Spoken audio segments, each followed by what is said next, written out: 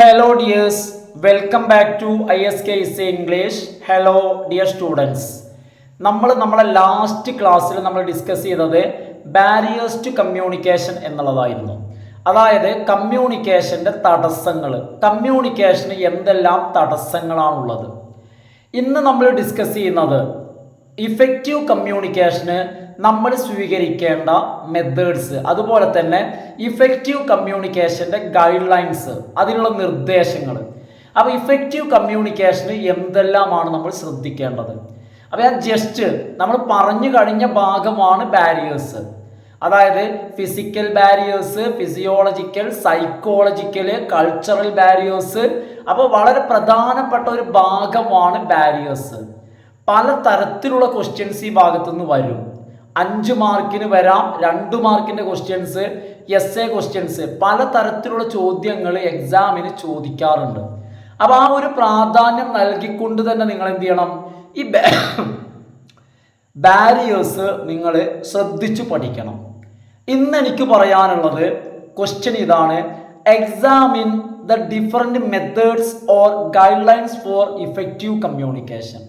ഫലപ്രദമായ കമ്മ്യൂണിക്കേഷന് വേണ്ട ഗൈഡ് ലൈൻസും അതുപോലെ തന്നെ മെത്തേഡുകളും എന്തൊക്കെയാണ്?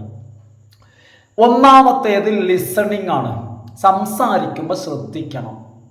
Listening is a very important part of communication. കമ്മ്യൂണിക്കേഷൻ്റെ വളരെ പ്രധാനപ്പെട്ട ഒരു ഭാഗമാണ് എന്ത്? ലിസണിങ് എന്നുള്ളത്. സംസാരിക്കുമ്പോൾ ഞാനായിക്കോട്ടെ, ആര് സംസാരിക്കുകയാണെങ്കിലും നമ്മളത് ശ്രദ്ധിക്കണം, ലിസൺ ചെയ്യണം. അതുകൊണ്ട് ലിസണിങ് ഒരു ഇമ്പോർട്ടൻറ്റ് പാർട്ട് ഓഫ് കമ്മ്യൂണിക്കേഷൻ ആണ്. It helps to understand what the speaker is trying to convey. അതായത് ഒരു സ്പീക്കർ എന്താണ് നമ്മോട് കൺവേ ചെയ്യുന്നത്, സ്പീക്കർ എന്താണ് കമ്മ്യൂണിക്കേറ്റ് ചെയ്യുന്നത്, അത് മനസ്സിലാകണമെങ്കിൽ നമ്മളത് ലിസൺ ചെയ്യണം. അതുപോലെ തന്നെ റെസ്പോണ്ട് അക്കോർഡിംഗ്ലി, അതിനനുസരിച്ച് റെസ്പോണ്ട് ചെയ്യാനും. നമ്മളോടൊരു കാര്യം പറയുമ്പോൾ അത് ശ്രദ്ധിച്ചാൽ മാത്രമേ എന്താ പറഞ്ഞതെന്ന് മനസ്സിലാവുകയും അതിനനുസരിച്ച് റെസ്പോണ്ട് ചെയ്യാനും കഴിയും. അതാണ് ലിസണിങ്ങിൻ്റെ പ്രത്യേകത. അതുകൊണ്ട് നിങ്ങൾ ശ്രദ്ധിക്കുക, എപ്പോഴും ബി ആൻ ആക്റ്റീവ് ലിസണർ. എന്ത് കേൾക്കുകയാണെങ്കിലും, നല്ലതെന്ത്, മോശപ്പെട്ടതല്ല, നല്ലതെന്ത് കേൾക്കുകയാണെങ്കിലും ബി ആൻ ആക്റ്റീവ് ലിസണർ. നമ്മൾ എപ്പോഴും ഒരു നല്ല ലിസണർ ആവുക. B an active listener. നമ്മളെപ്പോഴും ഒരു നല്ല ലിസണർ ആവുക. B an active listener. എപ്പോഴും നമ്മൾ ഒരു നല്ല ലിസണർ ആവാൻ ശ്രദ്ധിക്കാം. അടുത്തത് ക്വസ്റ്റ്യൻസ് ആണ്. അതായത് ഇപ്പോൾ നമുക്കറിയാം, ഒരു ക്ലാസ് നടക്കുകയാണെങ്കിൽ കുട്ടികൾ ക്വസ്റ്റ്യൻസ്, ഡൗട്ട്സ് ചോദിക്കും. സാധാരണ നമുക്കറിയാം, കുട്ടികൾ ഡൗട്ട്സ് ചോദിക്കുമ്പോൾ ടീച്ചേഴ്സിന് അത് ഇഷ്ടമാണ്. കുട്ടികൾ സംശയങ്ങൾ, ക്വസ്റ്റ്യൻസ് ചോദിക്കുന്നത് എന്താണ് കാണിക്കുന്നത്? കുട്ടികൾ ആ ക്ലാസ് ശ്രദ്ധിക്കുന്നു എന്നുള്ളതാണ്. ഇത് ടീച്ചർക്ക് മനസ്സിലാവും. അതായത് ഡൗട്ട്സ് ചോദിക്കുമ്പോൾ മനസ്സിലാവും അവർ ക്ലാസ് ശ്രദ്ധിക്കുന്നുണ്ട്. അപ്പോൾ അതുകൊണ്ടാണ് ക്വസ്റ്റ്യൻസ് ചോദിക്കുക എന്ന് പറയുന്നത്. അപ്പോൾ എന്താ പറയുന്നത്? Questions show mirroring of gestures as encouragement. Questions കാണിക്കുന്നത് ചോദിക്കുന്ന ആളുടെ, റിസീവറുടെ എൻകറേജ്മെന്റ് ആണ്. സ്പീക്കറെ പ്രോത്സാഹിപ്പിക്കുകയാണ്.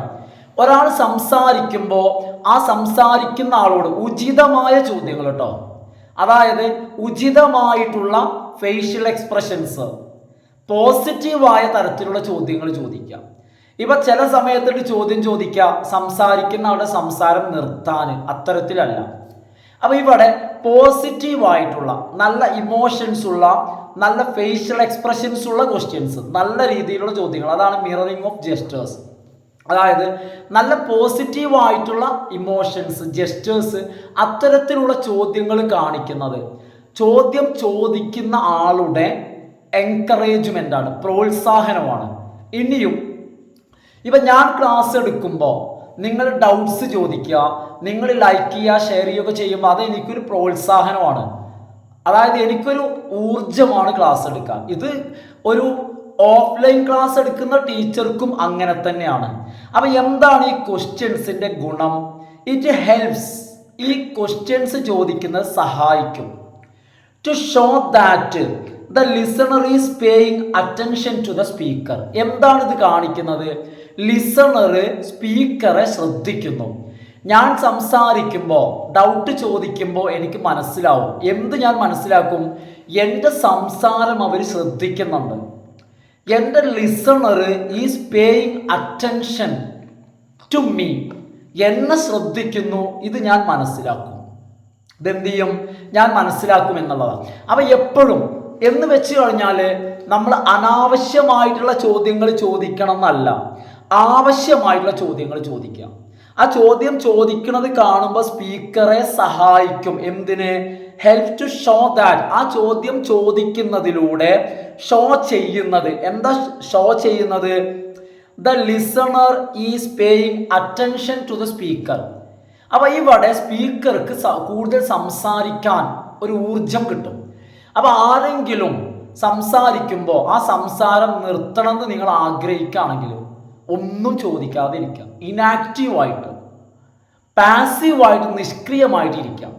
ഒരു കാര്യം മനസ്സിലാക്കുക, സംസാരിക്കുന്ന ആളെ സംബന്ധിച്ചിടത്തോളം ഇത് വളരെ പ്രയാസം ഉണ്ടാക്കും, വളരെ ബുദ്ധിമുട്ടുണ്ടാവും. അപ്പോൾ ഇത്തരത്തിലൊരു മനോഭാവം ഒരു ഓഫ്ലൈൻ ക്ലാസ്സിൽ സ്റ്റുഡൻസിൻ്റെ ഭാഗത്ത് ഉണ്ടാവുക എന്ന് വെച്ച് കഴിഞ്ഞാൽ ടീച്ചറെ അത് വല്ലാതെ ഹേർട്ട് ചെയ്യും.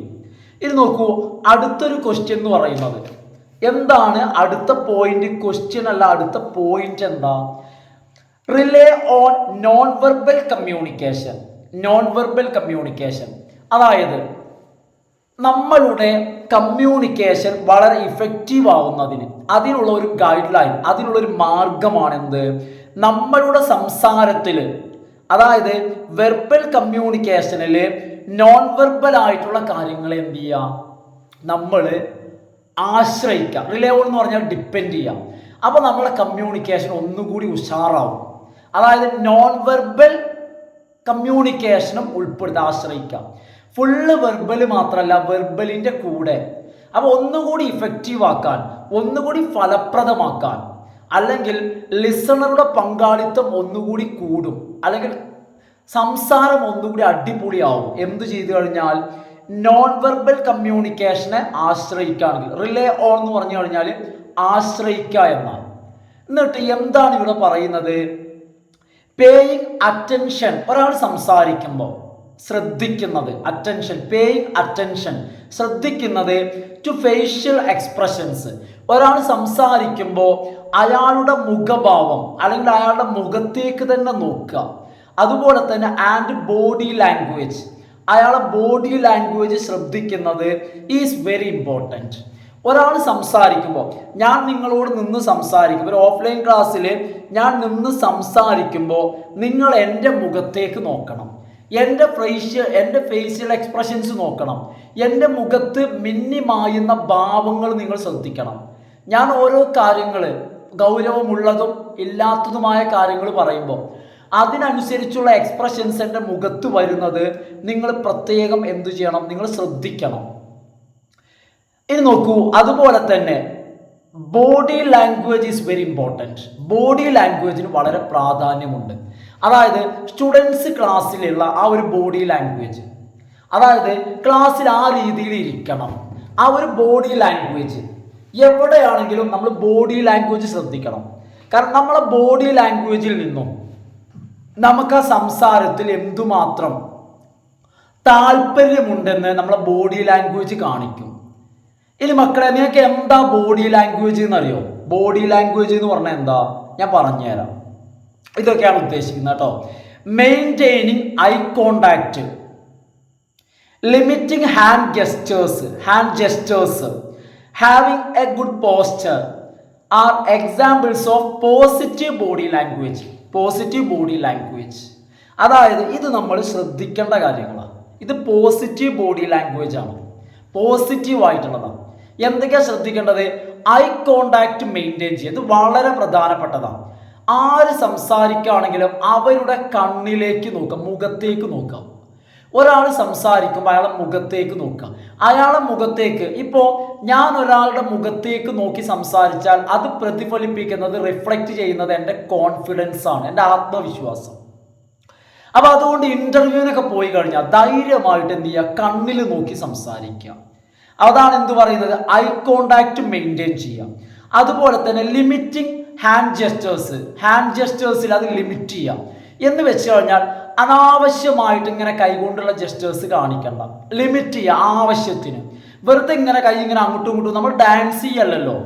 അപ്പൊ അതുകൊണ്ട് ഹാൻഡ് ജെസ്റ്റേഴ്സ് എന്ത് ചെയ്യുക, ഹാൻഡ് മൂവ്മെന്റ്സ് എന്ത് ചെയ്യുക, ലിമിറ്റ് ചെയ്യുക, ആവശ്യത്തിന് പരിമിതപ്പെടുത്തുക.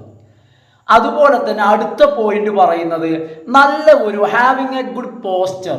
നല്ല ഒരു പോസ്റ്റർ എന്ന് പറഞ്ഞാൽ പോസ്റ്റർ അല്ല, നമ്മൾ ഇരിക്കുകയാണെങ്കിലും നിൽക്കുകയാണെങ്കിലും നല്ല രീതിയിൽ അറ്റൻറ്റീവായിട്ട് നിൽക്കുക. അവിടെ ഇവിടെയൊക്കെ ചാരിയിട്ടും വളഞ്ഞിട്ടും കുത്തിയിട്ടും ഒടിഞ്ഞിട്ടും ഒക്കെ എന്ത് ചെയ്യാൻ നിൽക്കാതിരിക്കാം.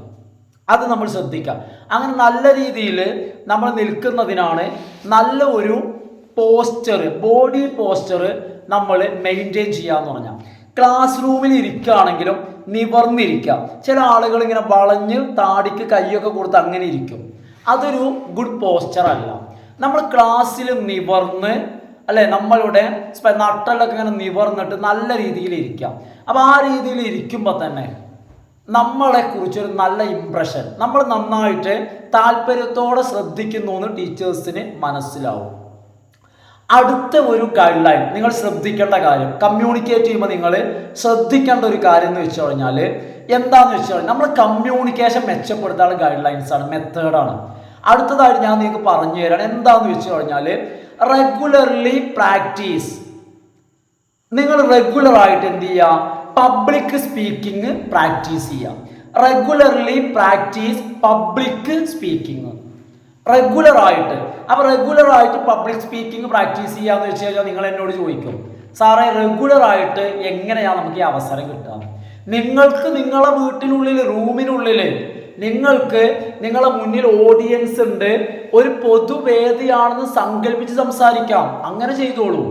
കാരണം അങ്ങനെ ചെയ്യുക വഴി നമ്മുടെ ഭയം കുറഞ്ഞു കിട്ടും. അപ്പൊ അടുത്ത പോയിന്റ് അതാണ്. അപ്പൊ നമുക്ക് എന്ത് ചെയ്യാൻ പറ്റും, ഒരവസരം കിട്ടുമ്പോൾ നന്നായിട്ട് സംസാരിക്കാൻ പറ്റും. ഇനി വേറെ കാര്യങ്ങൾ പറയുന്നുണ്ട്. അപ്പൊ എന്താണ് ഇവിടുത്തെ ഗൈഡ് ലൈൻ? എന്താണ്? Regularly practice public speaking. Public speaking സ്ഥിരമായിട്ട് അവസരം കിട്ടിക്കഴിഞ്ഞാൽ അത് കളയരുത്. അപ്പൊ എന്താണ് ഇവിടെ പറയുന്നത്? Practising public speaking is one of the best methods to improve your skills in communication. നിങ്ങളുടെ കമ്മ്യൂണിക്കേഷൻ സ്കില്ല്, നാലാളെ മുന്നിൽ നിന്ന് പതറാതെ സംസാരിക്കാനുള്ള കഴിവ്, ആ കഴിവ് ഇംപ്രൂവ് ചെയ്യാൻ, ഡെവലപ്പ് ചെയ്യാനുള്ള ഏറ്റവും ബെസ്റ്റ് മെത്തേഡാണ് എന്ത്? പബ്ലിക് സ്പീക്കിംഗ് എന്ത് ചെയ്യുക? പ്രാക്ടീസ് ചെയ്യാം. പബ്ലിക് സ്പീക്കിംഗ് പ്രാക്ടീസ് ചെയ്യാം. നിങ്ങൾ എന്നോട് ചിലപ്പോൾ ചോദിക്കും, സാറേ അതിന് നമുക്ക് എപ്പോഴും അവസരം കിട്ടുമെന്ന്. അപ്പോൾ അതിനുള്ള മറുപടിയാണ് എന്ത്? കിട്ടുമ്പോൾ നമ്മളത് എന്ത് ചെയ്യുക? ഉപയോഗിക്കാം. കിട്ടുമ്പോൾ നമ്മളത് ഉപയോഗപ്പെടുത്തുക അവസരം കിട്ടുമ്പോൾ. അപ്പോൾ എന്താ എനിക്ക് പറയാനുള്ളതെന്ന് വെച്ച് കഴിഞ്ഞാൽ, നിങ്ങൾ ശ്രദ്ധിക്കേണ്ട ഒരു കാര്യം എന്താണെന്ന് വെച്ച് കഴിഞ്ഞാൽ, നമുക്ക് എന്ത് കാര്യമാണോ പേടിയുള്ളത് അതിനൊരു അവസരം കിട്ടുമ്പോൾ മടിച്ചു നിൽക്കാതെ അത് ചെയ്ത് എന്ത് ചെയ്യണം? ഭയം മാറ്റണം. അപ്പം നമുക്ക് സംസാരിക്കാനാണ് ഭയമെങ്കിൽ, പേടിയെങ്കിൽ കാരണം അതാണ് അതിനുള്ള മാർഗം. ഒരു കാര്യത്തിന് നമുക്ക് ഭയമാണെങ്കിൽ എങ്ങനെ ഭയം മാറ്റാം? ഭയം മാറ്റാനുള്ള ഒരേ ഒരു മെത്തേഡ് എന്ന് പറയുന്നത് ആ കാര്യം അല്ലെങ്കിൽ അത്തരമൊരു സന്ദർഭം വരുമ്പോൾ ഒളിച്ചോടലല്ല, അല്ലെങ്കിൽ പതുക്കെ മുങ്ങലല്ല. അത്തരം അവസരങ്ങൾ വരുമ്പോൾ അതിങ്ങനെ ഉപയോഗപ്പെടുത്തുക. അതങ്ങനെ ഉപയോഗപ്പെടുത്തി എന്ത് ചെയ്യും? നമ്മളെ ഭയം മാറും. അപ്പം അതാണ് ഇവിടെയും പറയുന്നത്. അവസരങ്ങൾ കിട്ടുമ്പോഴെല്ലാം ഉപയോഗപ്പെടുത്തുക.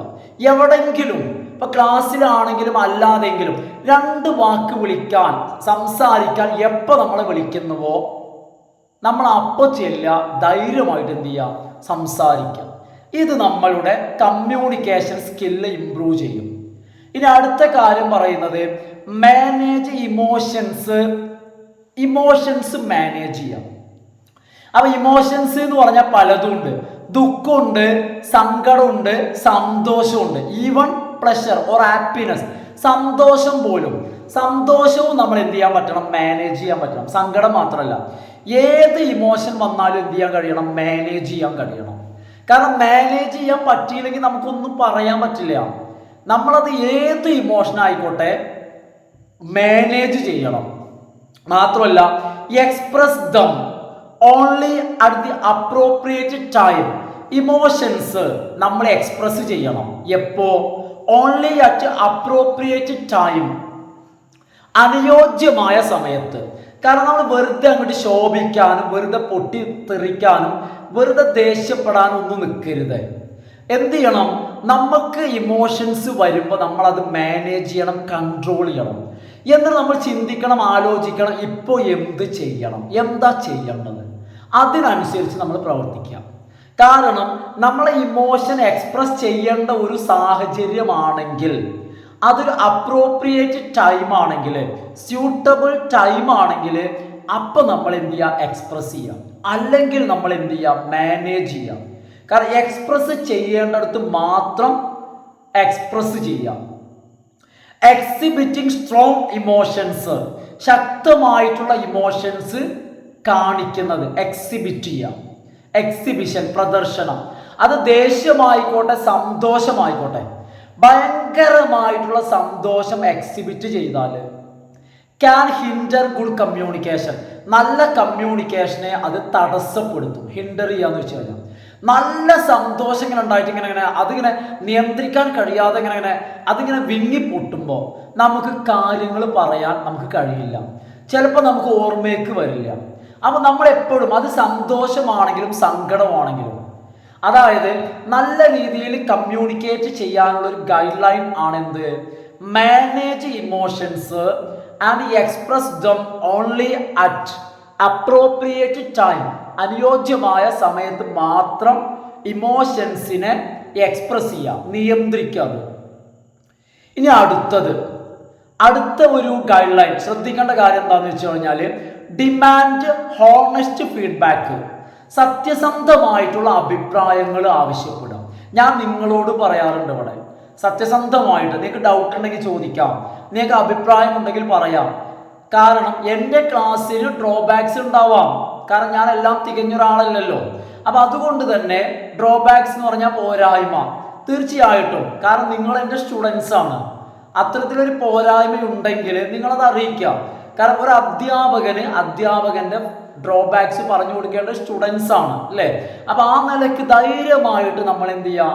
അത് നമ്മളൊരു കാര്യം മനസ്സിലാക്കണം, അത് ആ സെൻസിൽ ഉൾക്കൊള്ളാൻ കഴിയുന്ന കുട്ടികളോട് നമ്മൾ ചെറിയ ക്ലാസ് പോയിട്ട് അല്ല ഇത് പറയേണ്ടത്. നമ്മളിത് പറയുമ്പോൾ ആ സെൻസിൽ, ഇപ്പം നമുക്കറിയാം, വളരെ ചെറിയ ഒരു 5-ലോ 6-ലോ 7-ലോ പോയിട്ട് നമ്മളോട് കുട്ടികളൊരു ഡൗട്ട് ചോദിക്കുമ്പോൾ, ഒരു സംശയം ചോദിക്കുമ്പോൾ, കുട്ടികളെ ഞാൻ നാളെ നോക്കി പറയട്ടോ എന്ന് അത് അവിടെ പറഞ്ഞു കഴിഞ്ഞാൽ ബുദ്ധിമുട്ടാണ്. ചിലപ്പോൾ ആ കുട്ടികൾ പറയും, അയ്യോ സാറിനത് അറിയില്ലത്രേ, സാറിന് നോക്കിയിട്ട് വേണത്രേ എന്ന് പറയും. അതേസമയം ഒരു മുതിർന്ന ക്ലാസ് ആണെങ്കിൽ, ഒരു +1 +2 അല്ലെങ്കിൽ ഡിഗ്രി ക്ലാസ് ആണെങ്കിൽ, അവിടെ സ്റ്റുഡൻസിന് അറിയാം, എന്ത് മനസ്സിലാവും? ഒരു അധ്യാപകൻ എന്ന് പറയുമ്പോൾ എല്ലാ കാര്യങ്ങളും അറിഞ്ഞുകൊണ്ട് വരുന്ന ആളല്ല അല്ലെ. നമ്മൾ പ്രിപ്പയർ ചെയ്തിട്ട് റെഫർ ചെയ്തിട്ടാണ് ക്ലാസ് എടുക്കുന്നത്. ചിലപ്പോൾ ആ കുട്ടി ചോദിച്ച കാര്യം നമ്മൾ റെഫർ ചെയ്തതിൻ്റെ അപ്പുറമായിരിക്കാം, അവിടെ വരാത്തതായിരിക്കാം. ഇത് ഉൾക്കൊള്ളുന്ന സ്റ്റുഡൻസ് ഉണ്ടായിരിക്കും.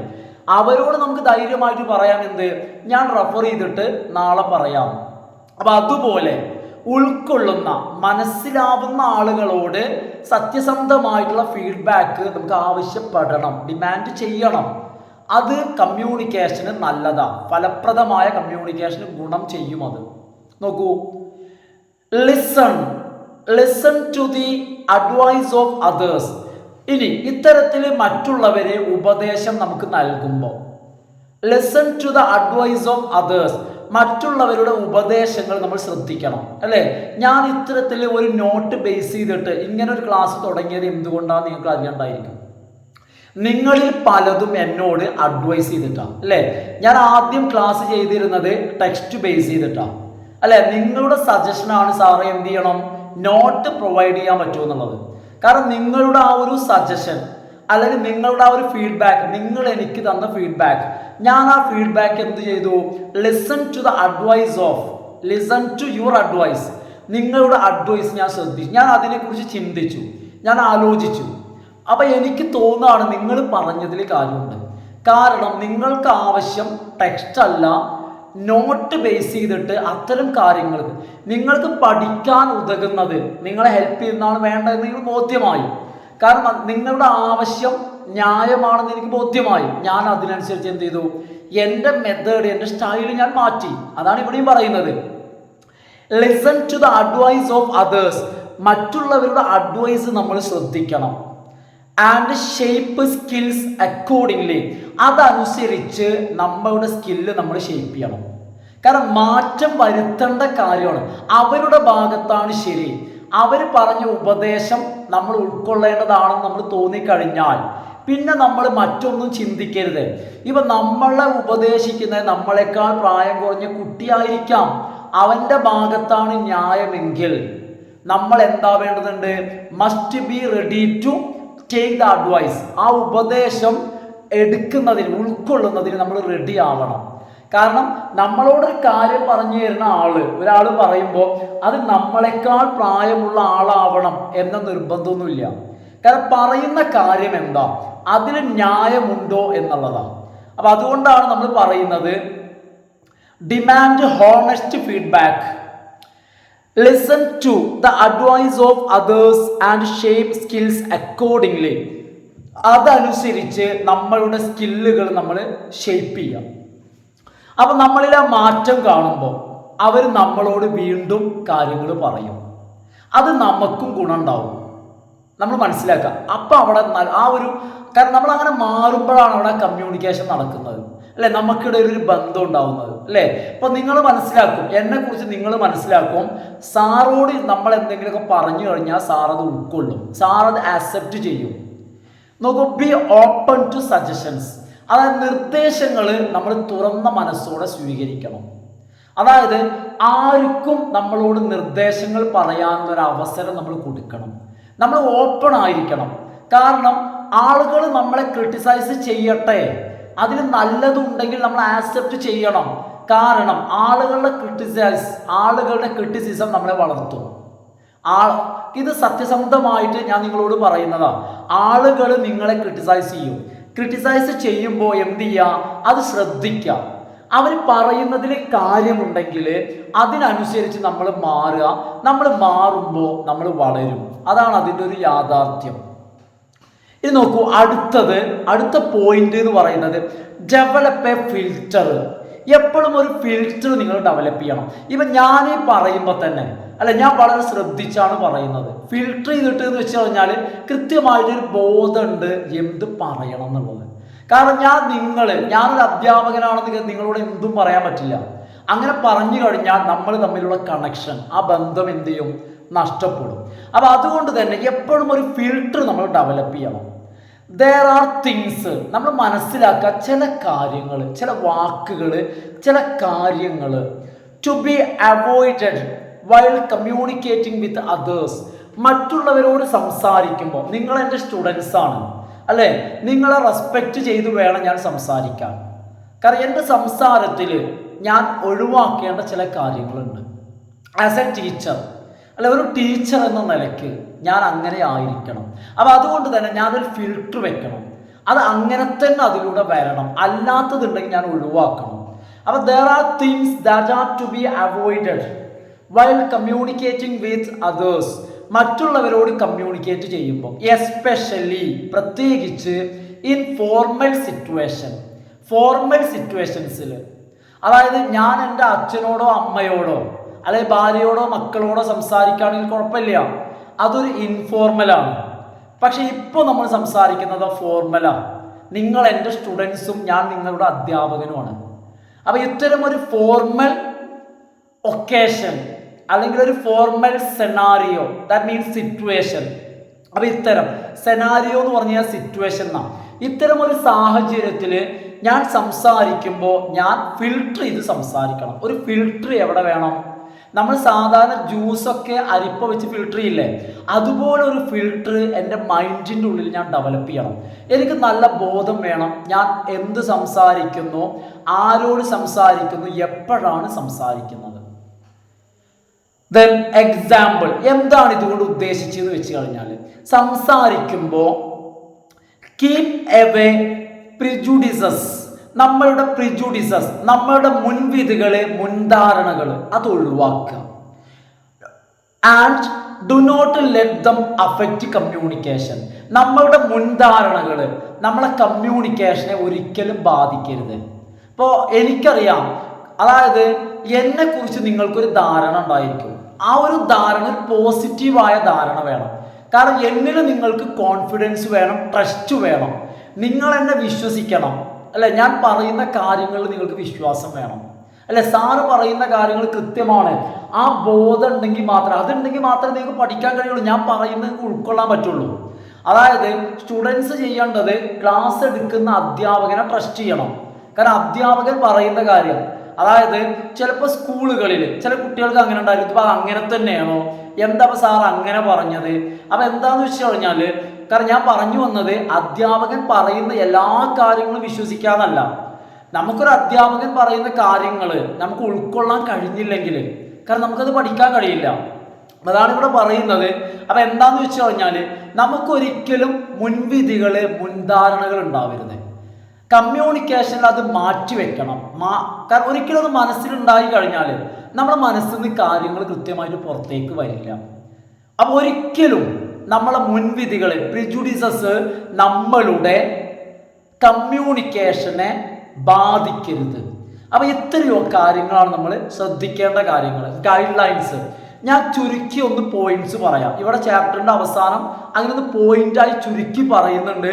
അപ്പോൾ എന്തൊക്കെയാന്ന് വെച്ച് കഴിഞ്ഞാൽ ലിസണിങ്, ക്വസ്റ്റ്യൻസ്, അതുപോലെ തന്നെ practice public speaking, rely on non verbal കമ്മ്യൂണിക്കേഷന്, എമോഷൻസിനെ മാനേജ് ചെയ്യുക, demand honest feedback, develop a filter. ഇത്രയാണ് കാര്യങ്ങൾ. ഒരു 2 ഷോർട്ട് ക്വസ്റ്റ്യൻ കൂടി പറഞ്ഞാൽ നമ്മളെ ചാപ്റ്റർ കഴിഞ്ഞു കേട്ടോ. 2 ഷോർട്ട് ക്വസ്റ്റ്യൻ. അതായത് ഒന്നാമത്തേത്, what is A stereo type? എന്താണ് സ്റ്റീരിയോ ടൈപ്പ്? 1 മാർക്കിൽ ചോദിക്കാം കേട്ടോ, 2 മാർക്കിലും ചോദിക്കാം. 4 സെന്റൻസ് ഉണ്ട്. എന്താണ് സ്റ്റീരിയോ ടൈപ്പ്? ഇത് മനസ്സിലാക്കിയില്ലെങ്കിൽ എഴുതാൻ കിട്ടില്ല കേട്ടോ. അതുകൊണ്ടാണ് ഞാനിത് പ്രത്യേക ക്വസ്റ്റ്യൻ ആയിട്ട് തന്നെ പറയുന്നത്. Stereo type is A set idea. അതായത് സ്റ്റീരിയോ ടൈപ്പ് എന്ന് പറഞ്ഞു കഴിഞ്ഞാൽ അത് സെറ്റ് ചെയ്തു വെച്ച ഐഡിയ ആണ്. ഓൾറെഡി സെറ്റാണത്. എവിടെ? അത് സൊസൈറ്റിയിൽ, ആളുകളുടെ മൈൻഡിൽ, എല്ലായിടത്തും അത് ഉണ്ടാവും. സെറ്റ് ചെയ്ത ഐഡിയ ആണ്. Is A set idea that people have. അത് ആളുകളുടെ അടുത്താണ് ഉണ്ടാവുക. എബൌട്ട്, ആരെക്കുറിച്ച്? എബൌട്ട് വാട്ട് സംവൺ, മറ്റൊരാൾ എന്താണ്, അയാൾ എന്താണ്, ഓ സംതിങ്, അല്ലെങ്കിൽ എന്തെങ്കിലും ഒരു വസ്തു, ഒരു വസ്തുവിനെ കുറിച്ചോ ഒരാളെ കുറിച്ചോ. ഇപ്പൊ എക്സാമ്പിൾ പറയാണ്, നമ്മുടെ നാട്ടിൽ അത്തരത്തിലുള്ള ഒരു സ്റ്റീരിയോ ടൈപ്പാണ് എന്ത്? ബംഗാളികളെ കുറിച്ചുള്ള ചിന്തകൾ. 1-2 ബംഗാളികൾ മോശമായിട്ട് എന്തെങ്കിലുമൊക്കെ, ആരെങ്കിലുമൊക്കെ അവിടെ ഇവിടെയൊക്കെ പോയി ഒന്ന് റേപ്പ് ചെയ്തു എന്ന് വിചാരിച്ചിട്ട് നമ്മളൊരു കാഴ്ചപ്പാടാണ്, നമ്മളെ വീട്ടിലേക്ക് എന്തെങ്കിലും ഒരു ആവശ്യം ചോദിച്ച് ബംഗാളി വരുമ്പോൾ, അല്ലെങ്കിൽ അവിടെയും ഇവിടെയൊക്കെ 1-2 മോഷണത്തിന് ബംഗാളിയെ പിടിച്ചു എന്ന് വിചാരിച്ചിട്ട് എന്തെങ്കിലും ഒന്ന് ചോദിച്ചത് നമ്മളെ നാട്ടിൽ, നമ്മളെ വീട്ടിൽ ബംഗാളി വരുമ്പോഴേക്ക് നമ്മൾ വടിയെടുത്ത് തല്ലി ഓടിക്കാം. ഇതെന്താ? നമ്മളെ മനസ്സിൽ സ്റ്റീരിയോ ടൈപ്പ് ഉണ്ടായിട്ടാണ്. അതായത് നമ്മളെ മനസ്സിലൊരു സെറ്റ് ഐഡിയ ഉണ്ട്, ദാറ്റ് പീപ്പിൾ ഹാവ്, ജനങ്ങൾക്കുണ്ടത്. എബൌട്ട് സംവൺ, ചിലരെ കുറിച്ച്. അതായത് എല്ലാ ബംഗാളികളും കള്ളന്മാരാന്ന് അങ്ങോട്ട് വെക്കുക, എന്നിട്ട് അവരെ കാണുന്നിടത്തോളം തല്ലുക. അത് ശരിയല്ല എന്നുള്ളതാണ്. അല്ലെങ്കിൽ ഒരു സംതിങ്, എന്തെങ്കിലും ഒന്നിനെ കുറിച്ച്. ഏതുപോലെ? സംതിങ് ഈസ് ലൈക്ക്, എസ്പെഷ്യലി, പ്രത്യേകിച്ച് ഇത്തരത്തിലുണ്ടാകുന്ന ഈ ഐഡിയകൾ, ദാറ്റ് ഈസ് റോങ്. എന്തായിരിക്കും? അത് റോങ് ആയിരിക്കും. അപ്പൊ അത്തരത്തിലുള്ള റോങ് ആയിട്ടുള്ള ഐഡിയ ആണ് സ്റ്റീരിയോ ടൈപ്പ് എന്ന് പറയാം. അപ്പൊ സ്റ്റീരിയോ ടൈപ്പ് ഒരിക്കലും എന്തല്ല, അത് ശരിയല്ല. സ്റ്റീരിയോ ടൈപ്പ് തെറ്റായിരിക്കും. ഏതുപോലെ? എല്ലാ ബംഗാളികളും കള്ളന്മാരാണ്, അതുപോലെ തന്നെ എല്ലാ ആഫ്രിക്കക്കാരും കറുത്തിട്ടാണ് എന്ന് ധരിച്ചു വെക്കുക, നമ്മളങ്ങോട്ട് കരുതുക. അപ്പൊ ഇത്തരത്തിലുള്ള നമ്മൾ മനസ്സിലാക്കണം, സ്റ്റീരിയോ ടൈപ്പ് എന്ന് പറഞ്ഞു കഴിഞ്ഞാൽ set idea that people have. അപ്പൊ സ്റ്റീരിയോ ടൈപ്പ് എന്ന് പറഞ്ഞാൽ അത് ഒരാൾക്കല്ല ഉള്ളത്, അതൊരു സെറ്റ് ഐഡിയയാണ്. ദാറ്റ് പീപ്പിൾ ഹാവ്, അത് ആളുകൾക്കുണ്ട്. അപ്പൊ എന്താന്ന് വെച്ചാൽ ഇത്തരം ഐഡിയ, ആശയം വെച്ച് പുലർത്തുന്ന ഒരുപാട് ആളുകൾ ഉണ്ടാവും. ഒരുപാട് ആളുകൾ കരുതും എന്ത്? ബംഗാളികൾ നമ്മളെ വീട്ടിൽ വരുന്നത് പരിസരം വീക്ഷിച്ച് രാത്രി വരാനാണെന്ന് ഒരുപാട് ആളുകൾ കരുതും. ഒരുപാട് ആളുകൾ അങ്ങനെ കരുതിയത് കൊണ്ട് അതൊരു വാസ്തവം ആണോ? അല്ല.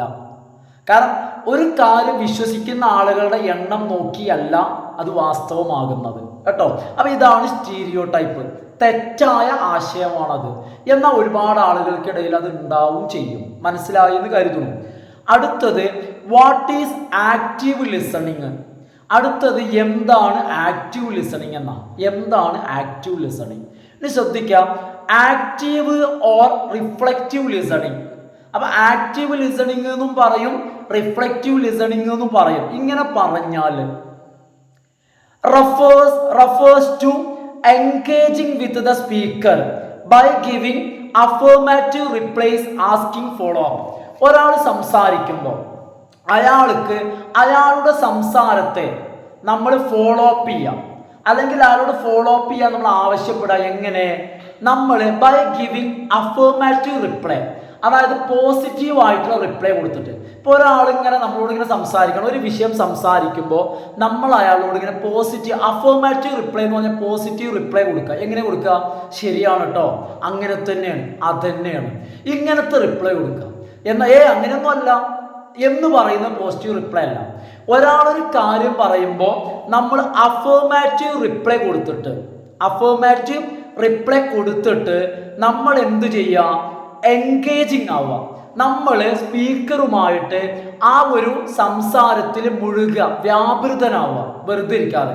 ഒരു കാര്യം സംസാരിക്കുമ്പോൾ ആവശ്യമായിട്ടുള്ള മറുപടി, അതും അഫർമാറ്റീവായിട്ട് ആവശ്യമായ പോസിറ്റീവ് റിപ്ലൈകൾ കൊടുത്തിട്ട് നമ്മൾ ആ ഒരു സംഭാഷണത്തിൽ എൻഗേജിങ് ആവുക, വിട്ടു നിൽക്കാതെ എൻഗേജിങ് ആവുക. അങ്ങനെയാണ് നമ്മൾ എൻഗേജിങ് ആവുക. ഇപ്പൊ ക്ലാസ് എടുക്കുമ്പോഴും അങ്ങനെ തന്നെയാണ്. സാറ് ക്ലാസ് എടുക്കുമ്പോൾ സാറ് പറയുമ്പോൾ നമ്മൾ എന്ത് ചെയ്യാം? കാര്യങ്ങൾ പറയുമ്പോൾ മനസ്സിലാവുന്നുണ്ട്, ശരിയാണ്, ഇങ്ങനെയൊക്കെ പറയാം. ഇതാണ് പോസിറ്റീവ്.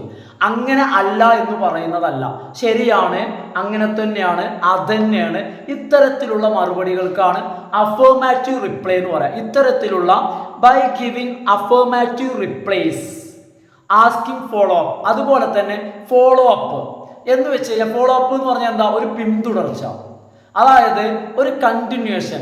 കാര്യങ്ങൾ എന്ത് ചെയ്യുക? പരിഗണിക്കാം, നോക്കി പോവാം, ശ്രദ്ധിക്കാൻ പറയാം. അപ്പൊ ഇത്തരത്തിൽ കാര്യങ്ങളിൽ എൻഗേജിങ് ആവുക, അങ്ങനെ എൻഗേജിങ് ആവുക. എങ്ങനെ എൻഗേജിങ് ആവുക? By giving positive or affirmative reply. Affirmative അല്ലെങ്കിൽ പോസിറ്റീവ് റിപ്ലൈ കൊടുത്തിട്ട് കാര്യങ്ങളിൽ എൻഗേജിങ് ആവുന്നതിനാണ് നമ്മൾ എന്തു പറയുന്നത്? എന്താണ് ഇതിന് പറയുന്നത്? ഇതിനാണ് നമ്മൾ ആക്റ്റീവ് അല്ലെങ്കിൽ റിഫ്ലക്റ്റീവ് ലിസണിങ് എന്ന് പറയുന്നത്. ഇതോടുകൂടി നമ്മളുടെ ഫസ്റ്റ് ബ്ലോക്ക് കംപ്ലീറ്റ് ആയി. ഇനി നമുക്ക് ഒരു ബ്ലോക്കും കൂടി നമുക്ക് കംപ്ലീറ്റ് ചെയ്യാണ്. ഒരു ബ്ലോക്കും കൂടി നമുക്ക് 4 യൂണിറ്റ് എടുക്കാണ്ട് തോന്നുന്നുണ്ട്. അത് കഴിഞ്ഞിട്ട് നമുക്ക് ഗ്രാമറിന്റെ ഭാഗമാണ് വരുന്നത്. ആ 2ാമത്തെ യൂണിറ്റ് ഞാൻ ഏകദേശം ടെക്സ്റ്റ് ഞാൻ എടുത്തിട്ടുണ്ട്. നിങ്ങൾക്ക് ജസ്റ്റ് നമ്മുടെ ചാനൽ ഒന്ന് ചെക്ക് ചെയ്ത് കഴിഞ്ഞാൽ ചാപ്റ്റേഴ്സ് കാണാൻ പറ്റും. അപ്പൊ നമുക്ക് അടുത്ത ക്ലാസ്സിൽ ഞാനൊരു കാര്യം ഉദ്ദേശിക്കുന്നുണ്ട്. 1ാമത്തെ ഇപ്പോൾ എടുത്ത ബ്ലോക്ക് ഉണ്ടല്ലോ, ആ ബ്ലോക്കിന്റെ ഒരു റിവിഷൻ. ആ റിവിഷൻ എന്ന് വെച്ച് കഴിഞ്ഞാൽ ഒരു വീഡിയോയിൽ ആ ഒരു ഫസ്റ്റ് ബ്ലോക്കിലെ 4 യൂണിറ്റും ഞാൻ ഒരൊറ്റ വീഡിയോയിൽ ഉൾക്കൊള്ളിക്കാം. ഇതുപോലത്തെ ഒരൊറ്റ വീഡിയോയിൽ ഉൾക്കൊള്ളിക്കാം. അപ്പൊ പഠിച്ച ആളുകൾക്ക് ആ ഒരു വീഡിയോ ജസ്റ്റ് ഒന്ന് കണ്ടാൽ അതൊരു റിവിഷൻ ആവും. അപ്പൊ പഠിച്ച ആളുകൾക്ക് കേട്ടോ, ഒരിക്കലും അത് കണ്ട് പഠിക്കാൻ പറ്റില്ല. ഞാൻ മെയിൻ പോയിന്റ്സ് ഇങ്ങനെ ടച്ച് ചെയ്ത് പോവേ ചെയ്യുള്ളൂ. അതിൻ്റെ കൂടെ നോട്ടൊന്നും നൽകുന്ന സംഭവമൊന്നുമില്ല. ജസ്റ്റ് ഇങ്ങനെ പറഞ്ഞു പോവാം. അപ്പൊ അത് കേട്ട് കഴിഞ്ഞാൽ പഠിച്ച ആളുകൾക്ക് എന്ത് ചെയ്യാൻ പറ്റും? ഒന്ന് റിവൈൻഡ് ചെയ്യാൻ പറ്റും, അല്ലെങ്കിൽ അവരുടെ ഓർമ്മ ഒന്ന് ചികഞ്ഞെടുക്കാൻ പറ്റും. പഠിച്ച ആളുകൾക്ക് മറക്കാതിരിക്കാൻ ഹെൽപ്പായിരിക്കും. അപ്പോൾ ഓക്കെ ഫ്രണ്ട്സ്, ഇന്നത്തെ വീഡിയോ വൈൻഡപ്പ് ചെയ്യാണ്. ഡൗട്ട്സ് എന്തെങ്കിലുമൊക്കെ ഉണ്ടെങ്കിൽ കമൻറ്റ് ചെയ്തോളൂ. അതുപോലെ തന്നെ ലൈക്ക് ചെയ്യാം, നിങ്ങൾ ഷെയർ ചെയ്ത് കാണാം. നിങ്ങൾ ഷെയർ ചെയ്യുന്നുണ്ട് കേട്ടോ, ജസ്റ്റ് പറഞ്ഞു എന്നുള്ളൂ. സബ്സ്ക്രൈബ് ചെയ്യാത്ത ആളുകൾ സബ്സ്ക്രൈബ് ചെയ്ത് കാണാം. Okay, thanks for watching.